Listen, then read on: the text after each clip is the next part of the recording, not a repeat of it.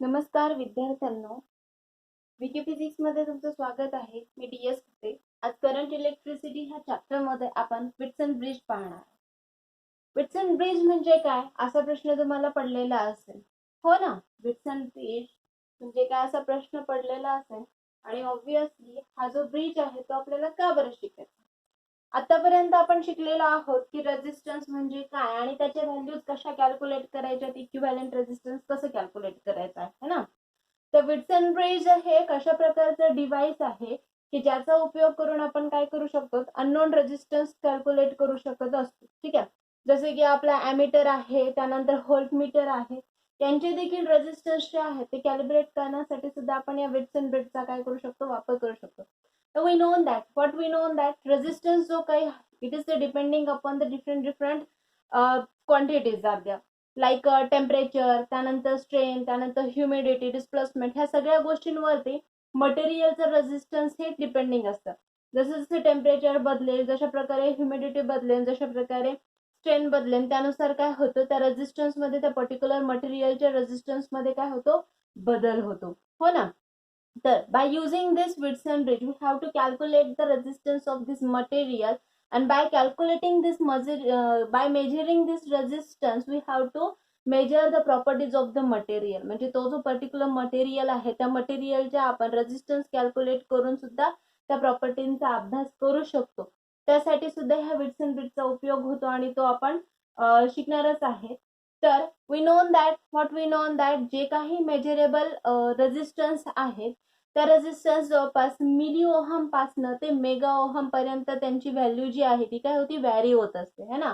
मी काय म्हटलं, milli ohm पासनं ते मेगा ओहम पर्यंत. तर ऑब्विसली काही रेझिस्टन्स आहे ते मिली ओहम ते टेन्स ऑफ ओहम पर्यंत चेंज होतात, त्यानंतर काही आहे ते टेन्स ते 100 पर्यंत चेंज होतात आणि काही रेझिस्टन्स काय होतात 100 पासनं ते काय होतात ते मेगा ओहम पर्यंत चेंज होतात. Depending upon the whatever there is the ranges of changing these resistance are there is the different methods for the measuring these resistance. हे जे काही रेझिस्टन्स आहेत कशा प्रकारे त्यांची रेंज काय आहे त्यावरती आधारित काय केलं जातं, वेगवेगळ्या प्रकारच्या मेथड्स आहेत रेझिस्टन्स कॅल्क्युलेट करण्यासाठी किंवा मेजर करण्यासाठी. हा विट्सन ब्रिज हे एक अशा प्रकारचं नेटवर्क आहे ज्याचा वापर आपण 10 to 100 पर्यंत जे काही रेझिस्टन्स आहे ते रेझिस्टन्स मेजर करण्यासाठी काय करतो, विट्सन ब्रिजचा उपयोग करत असतो. This Wheatstone bridge is discovered or developed by the Charles Wheatstone in the 1802 to 1875 in this duration. पहा, हा विट्सन चार्ल्स विस्टन नावाचे हे सायंटिस्ट आहेत. त्यांनी 1802 ते 1875 ह्या कालावधीमध्ये ह्या नेटवर्कचा शोध लावलेला आहे, ज्याचा वापर करून आपण 10 to 100 पर्यंत जे काही रेझिस्टन्स आहे ती रेझिस्टन्स आपण म्हणजे अननोन रेझिस्टन्स मटेरियलचं काय करू शकतो, फाइंड करू शकतो. ठीक आहे, ह्या विट्सन ब्रिजचा उपयोग जे काही आपले मेजरेबल इन्स्ट्रुमेंट्स आहेत जसे की ॲमीटर आहे, त्याच्यानंतर व्होल्टमीटर आहे, ह्यांच्यामध्ये जे काही रेझिस्टन्स आहे ते रेझिस्टन्स देखील कॅल्क्युलेट करण्यासाठी आपण ह्या विट्सन ब्रिजचा काय करू शकतो, वापर करू शकतो. ठीक आहे, तर दिस इज द विट्सन ब्रिज. पहा, विट्सन ब्रिज आपल्याला शिकायचं का आहे, तर त्यासाठी जसं की मी तुम्हाला आत्ताच सांगितलं की whatever there is the जसं की जे काही वेगवेगळे रेझिस्टन्स आहेत किंवा अननोन रेझिस्टन्स आहेत ते अननोन रेझिस्टन्स फाइंड आउट करण्यासाठी आपल्याला या विट्सन ब्रिजचा उपयोग होतो आणि त्यासाठी आपल्याला काय करायचं की नेमकं वर्क कसं करतंय ते आपल्याला शिकायचं आहे. ठीक आहे, तर ॲज अ प्रिन्सिपल काय आहे, तर whatever that is the principle of this Whitson bridge. पहा, हा आपण कशासाठी वापरतो म्हटलेला आहे, याचा यूज जर आपण पाहिला, this device is used for the measure the unknown resistance, है ना. कशासाठी वापरतो आपण,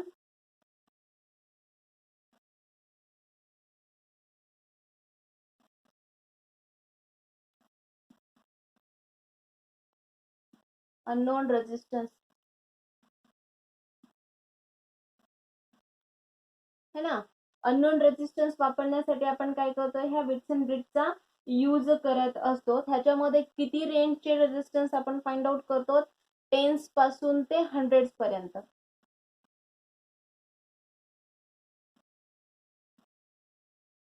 100 ओहम. ठीक आहे, 10 to 100 ओहम पर्यंतचं रेझिस्टन्स आपण फाइंड आउट करतो. हे कुणी फाइंड आउट केलेलं आहे? चार्ल्स व्हिस्टन ह्या सायंटिस्टनी फाइंड आउट केलेलं आहे. त्यामध्ये आपण ॲमीटर, व्होल्टमीटर अशा डिव्हाइसेसचे सुद्धा रेझिस्टन्स काय करू शकतो? कॅलिब्रेट करू शकतो. ठीक आहे. त्याचं प्रिन्सिपल काय आहे? हे कोणत्या तत्वावरती आधारित आहे? तर पहा, when there is in a closed circuit there is no current flow. जर सपोज आपण काय म्हटलं, एक क्लोज्ड सर्किट घेतलेला आहे and there is the current flow between any two equipotential. What we are says that if there is a closed circuit in between the two equipotential, there is two equipotential points, there is no any current is flowing. At that time what happens? त्यावेळेला काय होत असतं? there is the, पहा काय म्हटलेलं आहे principle, in a closed circuit there is no current flow between any two points. Closed circuit मध्ये दोन टर्मिनल्स मध्ये काय होत नाही? करंट फ्लो होत नाही. म्हणजे this is the balanced condition. During this balanced condition, the whatever there is the product of the resistance of the opposite sides are the equal. ह्या दोन्ही रेजिस्टन्स जे आहेत हे त्यांचा प्रोडक्ट घेतल्यानंतर ते कसं असतं? इक्वल असतं. ठीक आहे. This is the principle of this Wilson network. हे काय आहे? त्या विल्सन नेटवर्कचं प्रिन्सिपल आहे. ठीक आहे. तर whatever we can says that this is the principle of this Wilson network. पहा याच्यामध्ये काय म्हटलेलं? Principle of this Wilson network is द्या, लिहून घ्यायचं आहे तुम्हाला लगेच.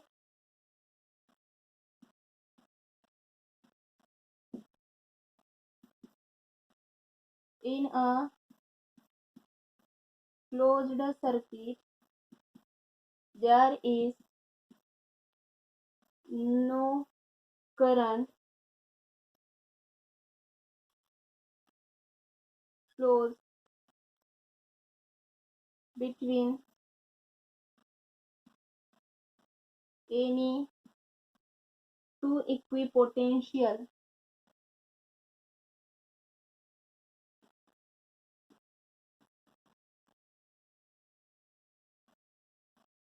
points. जर एखादं क्लोज्ड सर्किट आहे आणि तिथल्या इक्विपोटेन्शियल पॉइंट्स मध्ये करंट फ्लो होत नाही, जर हे दोन पॉइंट्स आहे, सपोज बी आणि डी पॉइंट्स आहेत, हे दोन्ही पॉइंट्स इक्विपोटेन्शियल आहे, त्यावेळेस इथे कुठल्याही प्रकारचा तिथे करंट जनरेट होत नाही किंवा त्याच्यामध्ये करंट फ्लो होत नाही. This is the principle. यालाच म्हणतात बॅलन्स कंडिशन. आणि at this balance condition whatever we are says that the product of the opposite resistance are the equal. काय म्हटलं मी? the product of opposite resistance are the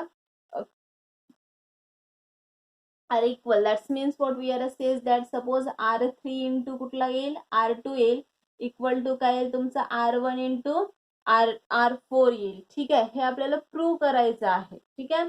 तर हे आपल्याला calculate करता येतं किंवा प्रूव्ह देखील करता येतं. तर हे कसं सॉल्व्ह करायचंय किंवा ह्याला असंही लिहिता येईल आपल्याला, R1 upon R2 is equal to R3 upon R4 असंही लिहिता येतं. ठीक आहे.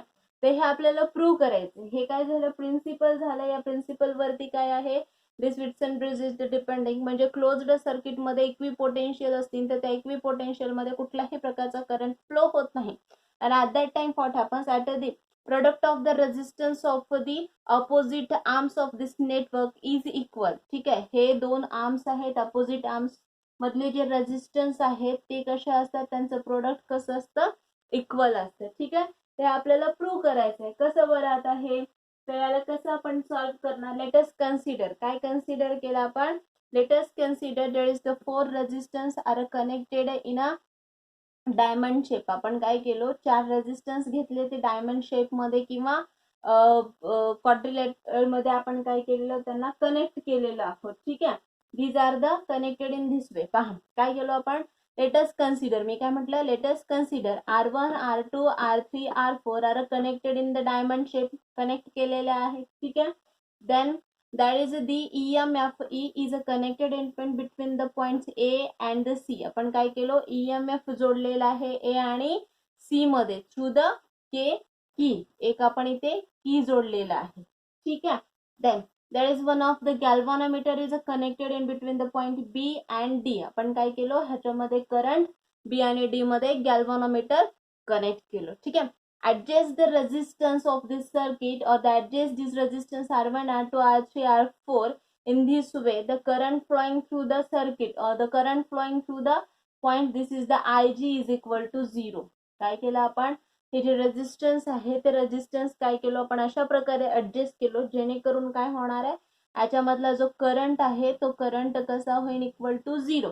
That's means what, there is the B and the D is equal, these are the both are the equipotential. म्हणजे इथे काय बी इक्वल टू डी हे कसे आहेत, इक्विपोटेन्शियल आहे.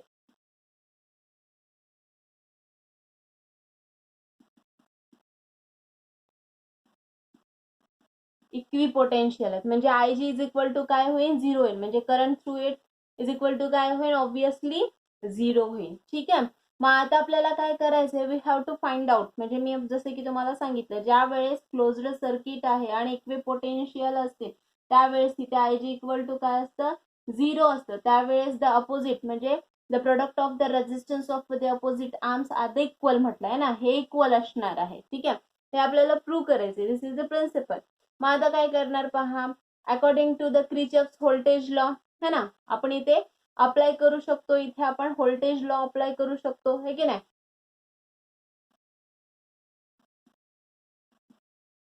अप्लाइंग क्रिचॉफ्स व्होल्टेज लॉ, क्रिचॉफ्सचा व्होल्टेज लॉ अप्लाय करा. टू द लूप घ्या.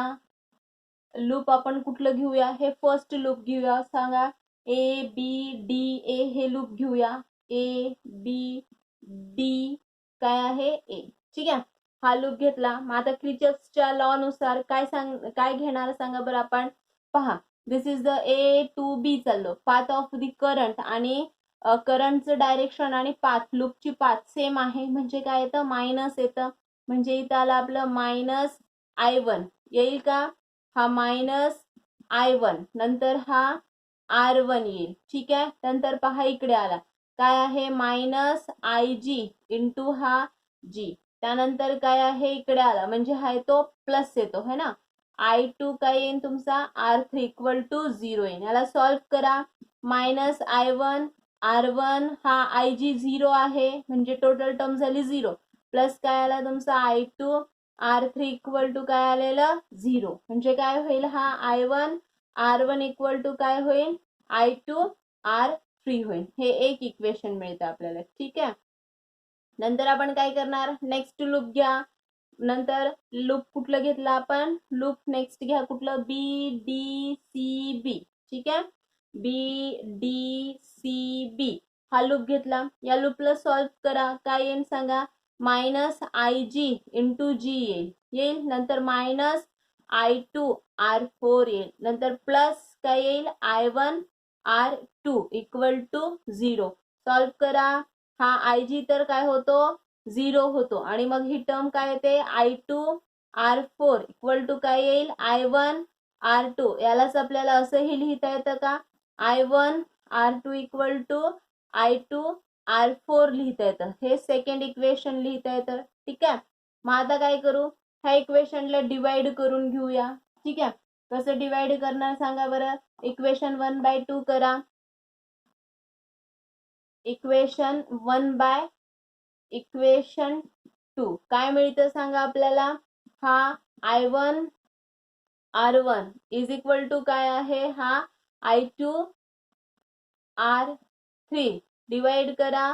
I1 R2 काय आहे, हा I2 R4 काय आलं सांगा, I1 cancel, I2 cancel, remaining काय राहिलं, I1 upon R2 equal to काय राहिलं, R3 अपॉन R4.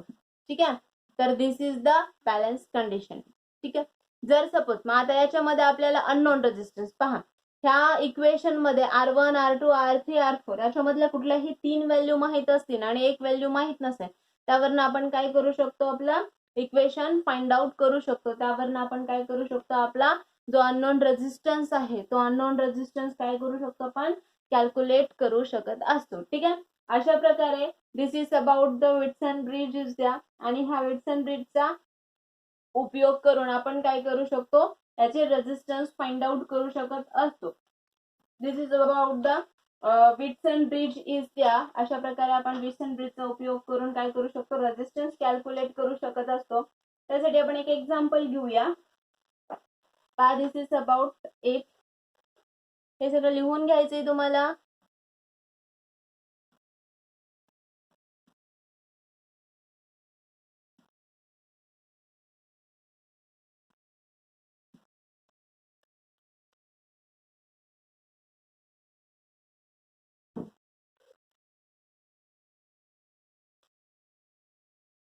असं कन्सिडर करा एक नेटवर्क आहे.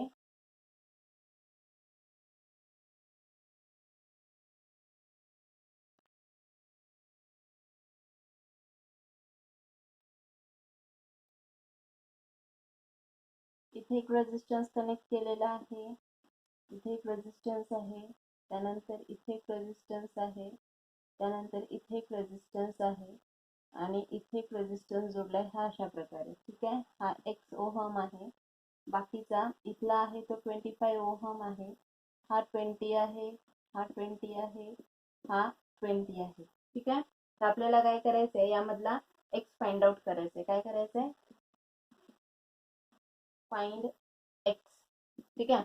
आपल्याला काय करायचंय, x फाइंड आउट करायचंय. तर मग हा x कसा तुम्ही फाइंड आउट करणार आहे, ऑब्विसली तुम्ही जे इथं पाहिलेलं असेल हा 25 आणि हा x ह्या कसा एकमेकांना पॅरलर आहे. ठीक आहे. मग त्यामुळे काय करा, तुम्ही इथं हा रेझिस्टन्स कॅल्क्युलेट करा. हे बॅलन्स कंडिशन, याच्यामध्ये हा जो काही सर्किट आहे तो बॅलन्स्ड आहे, त्यामुळे ऑब्विसली आपण इथे विट्सन ब्रिज वापरणार आहे. तर कशा प्रकारे कॅल्क्युलेट करणार पहा. हा इथला पॅरलर कॉम्बिनेशन मध्ये आहे, म्हणजे तुमचा 1 RP इज इक्वल टू काय येईल सांगा बरं, 1/25 प्लस काय येईल 1/XL, म्हणजे काय येईल x प्लस 25 अपॉन काय येईल 25XL है ना. हे काय मिळालं तुम्हाला, 1/RP मिळाला, म्हणजे RP इज इक्वल टू काय येतं 25x अपॉन काय येतं x प्लस 25 येतं. ठीक आहे. ते मिळालं. मग त्यावरनं आपण असं काढू शकतो, काय काढू शकतो सांगा. सपोज R1 R2 R3 आणि हा RP आहे. तर यावरनं मग हा R1 अपॉन काय होईल R2 होईल, इक्वल टू काय होईल R3 अपॉन RP होईल, इक्वल टू काय होईल 20/20, इक्वल टू काय होईल R3 किती आला तुमचा 20 आहे ऑब्विसली, आणि RP किती आलेला आहे, ही टर्म लिहा काय होईल 25x, आणि हा डिवाइड आहे याचा अर्थ इथे मल्टिप्लिकेशन मध्ये जातो, x प्लस काय येईल 25 येईल. ठीक आहे. तर याला सॉल्व्ह करा. मग आता हे 20 म्हणजे झालं 1 इज इक्वल टू काय आलं तुमचं पहा 20x है ना.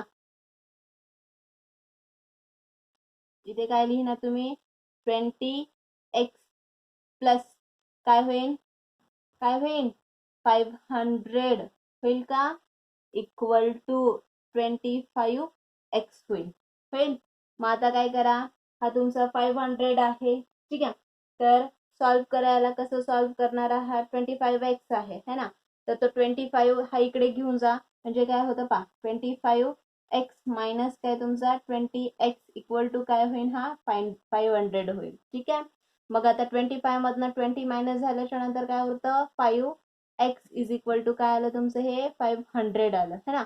तर x इज इक्वल टू काय येईल 500 डिवायडेड बाय काय येईल 5 इज इक्वल टू 100. याचा अर्थ काय मिळालं तुम्हाला, x ची व्हॅल्यू किती मिळाली 100 ओहम. ठीक आहे. अशा प्रकारे आपण काय करू शकतो, विट्सन ब्रिजचा यूज करू शकतो कशासाठी, for the unknown resistance calculate करण्यासाठी. ठीक आहे. This is about the Wheatstone bridge. तर आजच्या लेक्चर मध्ये आपण काय पाहिलं, विट्सन ब्रिज म्हणजे काय आहे, त्याचा उपयोग कशासाठी केला जातो आणि त्याचा उपयोग करून आपण अननोन रेझिस्टन्स कसं फाइंड आउट करणार आहोत. याच्यावरती कॉम्प्लेक्स न्यूमरिकल्स जे आहेत आपण विट्सन ब्रिजच्या नेक्स्ट पार्ट मध्ये पाहणार आहेत. आजच्या लेक्चर मध्ये एवढं. जर तुम्हाला आजचं लेक्चर आवडलेलं असेल तर ह्याला लाईक करा, सबस्क्राईब करा आणि बेल आयकॉन वरती प्रेस करा, जेणेकरून ह्यापुढील जे काही लेक्चर्स किंवा या अगोदरचे जे काही लेक्चर्स अपलोड केलेले आहेत ते तुमच्यापर्यंत सहज पोहोचतील आणि नेक्स्ट येणाऱ्या लेक्चरचे नोटिफिकेशन देखील तुमच्याकडे रेग्युलरली येत राहतील. जर याच्यामध्ये काही डाऊट असेल तर कमेंटमध्ये कमेंट करा आणि सेंड करा. थँक्यू.